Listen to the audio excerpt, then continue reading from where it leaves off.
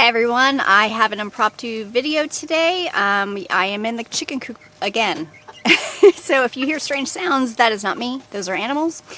So yesterday I'm driving into Austin. I go there every couple of weeks to get some groceries. It's about an hour drive, and I came across a downed cyclist who was pretty beat up, and I got to use my car first aid emergency kit. I want to talk about that, and I want to talk about the lessons I learned yesterday about my experience and have some fun along the way. I know it would be great to have some video footage or pictures to go along with my story. This is the only picture that I have of the incident. That is the fire department working on the guy after I left, and I was just in my car, snapped a quick picture. It just wasn't appropriate to take pictures or video at that time. Can you imagine? I go up to the guy bleeding on the side of the road and I'm like, hey guys, I have a social media following and this is a great teachable moment. Would you mind if we just... No, not appropriate. All right, my lesson number one, my unofficial lesson number one, is that apparently to work at the fire department or EMS, you have to have a Top Gun mustache. Literally, every gentleman that walked out of the fire engine or the ambulance to help this guy had Rooster's mustache, and I was sitting there and I'm like...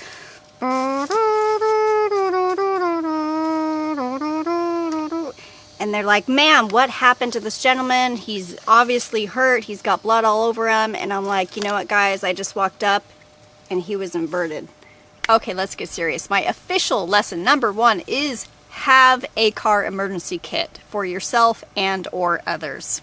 The great thing about being prepared is that you're able to help someone. When I drove up and I saw this guy sitting on the side of the road bleeding and obviously hurt, needing help, I was like, instead of being like, oh, Father, please help that man. I hope he's okay. Okay. Instead of driving by, I was able to pull over and I was literally like, yes, somebody's using her first aid kit today. I was like, sensitive to the scenario, but I was excited because I knew that I would be able to help this guy, at least in a little way, before help got there. We did not buy a kit online, but you can certainly do that, and I don't have any recommendations because we kind of just customized our own kit. And what we did is we just have a backpack like this full of supplies, and then we also have a toolbox along with a bin. We're pretty serious about our car emergency prep. And the bin just has like, a jacket for us or a pair of sneakers in case I'm wearing like cowboy boots and I've got to walk home, 20 miles or whatever. We even have like a little Razor scooter, in case our car is down and we literally have to get home and it is that far away that, man, everyone's going to be walking. Good Patriots like, see ya, suckers. So I'm going to quickly show you guys some things that we have in our toolbox and our backpack, which are both first aid kits. They're just used together. Thank you, Blue. So first and foremost, we have a basic kit like this in our backpack. This has some heavy duty stuff in it like tourniquets, excuse him, gloves, scissors, gauze, tape. We've got instant cold packs. We have foam splints. We've got saline flush for eye injuries. I'm so sorry. Moving on. Ooh, there's blood on this still. I was able to use this sticky tape yesterday because the guy was just profusely bleeding out of his head. The head bleeds a lot, so sometimes it looks scarier than it is. But, we put a thick gauze patch on his major cut and then wrap this around it so he didn't have to sit there and hold it. Gloves. I want to mention gloves because... unless someone is like spurting, literally dying right in front of you, take time to put on your gloves. Because I have to admit that I didn't yesterday, and I wish I did, because afterwards I had to pull over to a gas station and wash my hands and arms, and that was just super stupid. So please learn from my mistake to have a pair of rubber gloves in your emergency kit, because you don't know what you're dealing with. Couple other items, a scalpel in case I need to do surgery out on the road or wherever. I mean, not really, but I mean, I don't know. You never know, okay? Bandages for sucking chest wounds. you know, again, this is the tourniquet. We put this kit together, but we also took a class on how to use these things. We learned how to pack puncture wounds. We learned how to apply tourniquets and everything. And I recommend that you retrain yourself about every 6 months, because honestly, when I was rolling up to that accident, I was thinking to myself, oh my gosh, okay, do I remember how to apply a tourniquet? Do I remember how to use that thing? You know, you want to be ready. And it's just like when you train with firearms. It's like, I remember I would shoot, before I really started shooting, I would shoot like once every 2 years, and I would completely forget, okay, I put the magazine in and then I do what to the gun, and you don't want to be like that. You want to be able to just pick up that gun and know how to use it, and the same thing goes with your first aid kit. Also, remember to have some water or some sort of electrolyte drink on hand. If you need to walk a long distance, as I said before, or if the person that you're helping or you need something to drink, because if you're going through something super stressful, you often get thirsty, and you're going to want to give that person or yourself some water. So I don't have an exact list to give you right now. Maybe that's something I'll work on and I'll post on social media, but I would recommend that you go to YouTube University and you look up car first aid kit and just make yourself a list and customize it to whatever you need. Lesson number 2, know where your kit is and what's inside of it.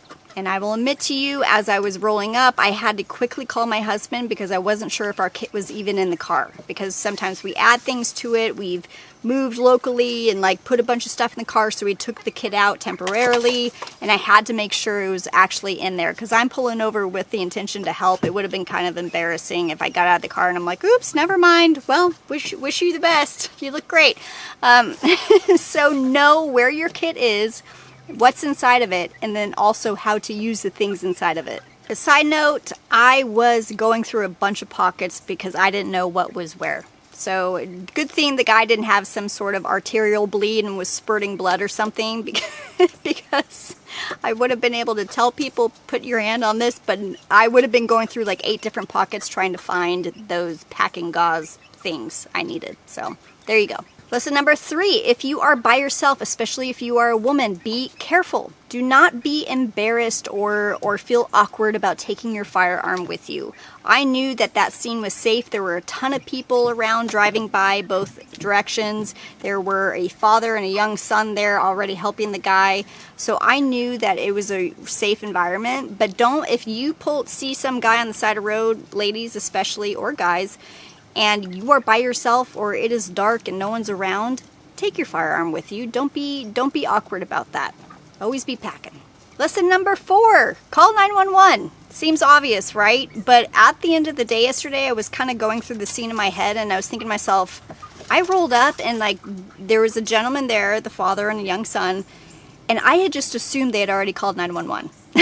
So luckily they had, and it took them about 10 minutes to get there.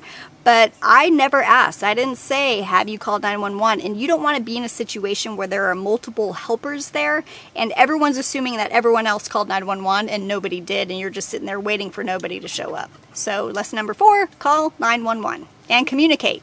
Lesson number 5, emotional and mental support for the victim is almost as important as the physical first aid. And here's what I mean. When I came onto the scene, like I said, there were a father and a young son there. The young son was about 12. They were doing their best. They had a very small first aid kit with like antiseptic, little wipes and some band-aids and stuff, but they didn't have the big stuff. And I could tell that they maybe weren't as experienced with emergencies as people experience with emergencies. Not that I'm an expert or anything, but I've been in a few situations. So I immediately went up to the gentleman that was hurt. He was surrounded by little puddles of his own blood. That is traumatizing. He didn't know how bad he was. He didn't have a mirror in front of him. He wasn't taking a selfie with me or anything, which was kind of offensive. But I quickly reassured him. I looked him over, made sure I wasn't lying or anything, and I said, sir, making sure he could make eye contact and understand me. And I said, I want you to know that you look really good and everything is going to be okay. And he immediately looked relieved and said, thank you for saying that. Okay, because literally the guy was looking at puddles of his own blood, had blood in his eyes. He didn't know what was going on. So you want to make sure that you can remain calm enough to tell the person what's going on, to talk in a slow and soft voice, and you remain calm at the same time. You may not want to say something like, "Sir, when you took off for your bike ride this morning, did you have 2 eyeballs? I mean, I'm sure we're going to find the other one, but sir, were there 2 when you left the house this morning?"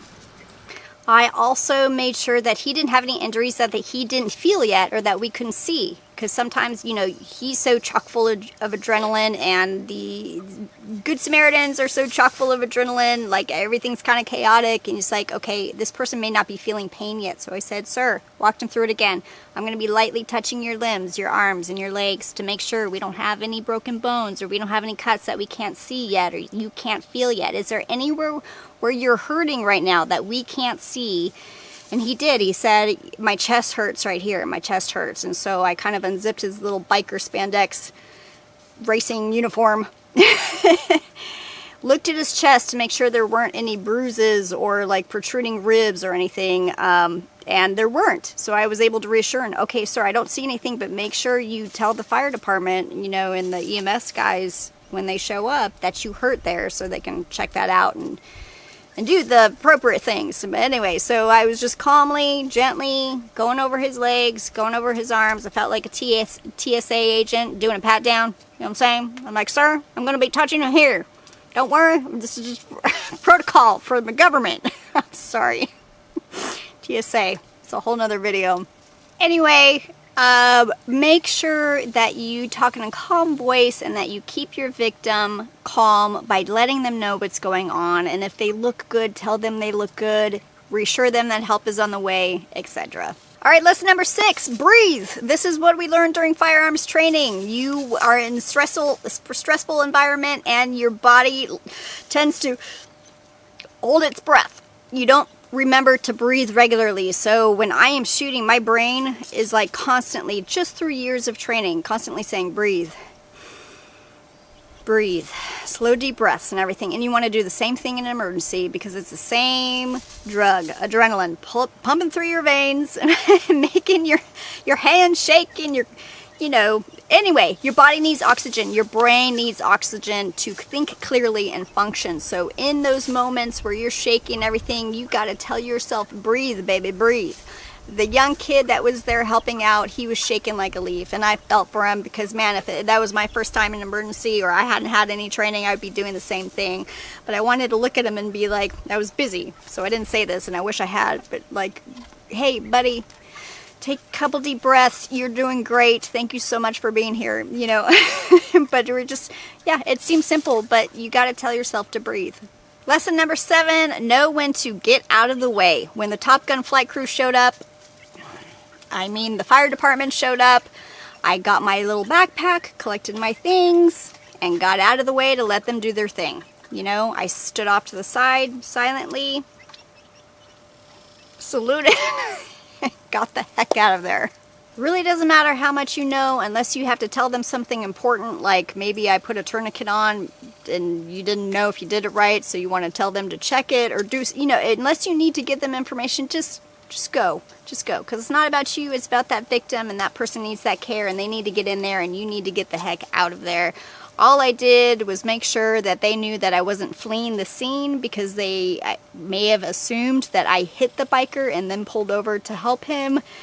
And as I was leaving, I actually saw a fireman talking to the young boy that was there, saying who is she, because I was about to drive away.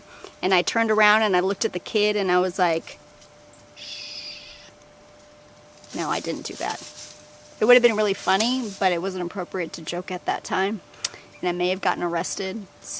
But anyway, the only communication you need to give them quickly and then move on and let them be the heroes that they are. Finally, lesson number 8. My husband told me yesterday when we were talking about what had happened that I missed a once-in-a-lifetime opportunity. And here's what happened. I got there, the father and son are there, I started ministering first aid, I'm taking out all this major medical equipment and everything, and the dad looks at me and goes, "Ma'am, are you a doctor or a nurse? Are you in the medical field?" And I'm like, no, we're just prepared for stuff like this. And that was the wrong answer.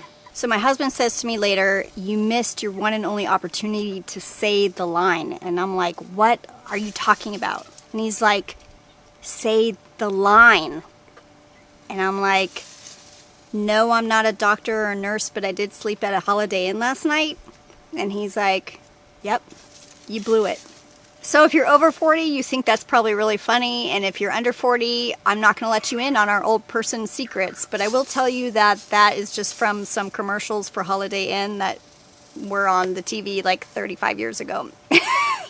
So anyway, that is my story.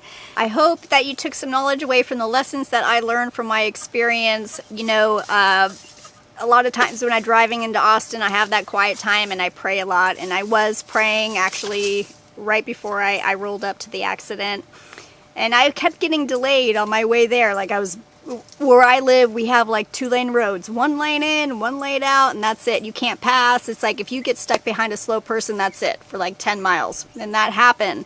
And then I ran into construction where I was delayed, like, and I had to sit there and wait forever. And I was like, well, Father, I guess you just want me to be delayed today, you know, trying to have a good attitude about it. And then not like 1 minute later is when I came up to the accident. And it was like, okay, I get it, you know, and not that I was like needed at that accident. The guy wasn't dying or anything. I didn't give him a life-saving tourniquet or anything like that. But maybe God just wanted me to have that experience so I could share that knowledge from that experience with you guys today. So I hope you learn from it, and I hope that encourages you to have a first aid kit in your car, and maybe to take some basic first aid classes on how to use a tourniquet or how to stop a sucking chest wound and pack a puncture wound and CPR and all that good stuff too. All right, guys, thank you so much for your viewership and your support. I am Good Patriot. I will see y'all soon, and God bless. I want to say hi. This is Big Mama. She's my favorite. She's my girl. All right, guys, take care out there. Be safe.